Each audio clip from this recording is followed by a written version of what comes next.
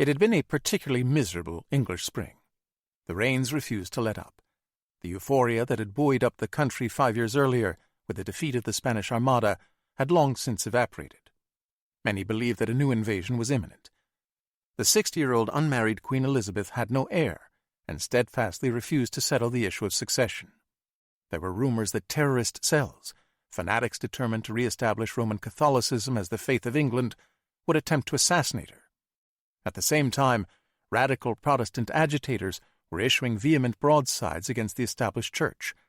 As if this weren't enough, unemployment in London was high. The bad weather portended rising prices and possible food shortages, and landlords were demanding higher rents. To make this season of discontent still worse, the dread bubonic plague, briefly in remission, had returned with a vengeance. The disease was terrifyingly contagious. Victims would awaken with fever and chills. A feeling of extreme weakness or exhaustion would give way to diarrhea, vomiting, bleeding from the mouth, nose, or rectum, and telltale buboes, or swollen lymph nodes, in the groin or armpit. Death, often in great agony, would almost inevitably follow. Innumerable preventative measures were proposed, most of which were useless, or in the case of the killing of dogs and cats, worse than useless, since, as we now understand, the disease was spread by rat-borne fleas.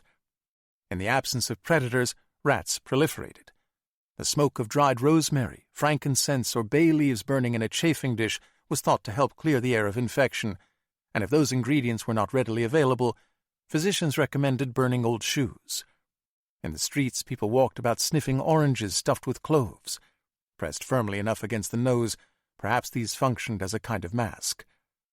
Civic officials, realizing the crowd's heightened contagion, took steps to institute what we now call social distancing.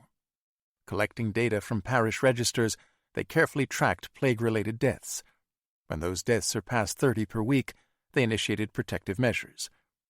In January 1593, they shut the playhouses and banned public spectacles, collective entertainments, and sporting events.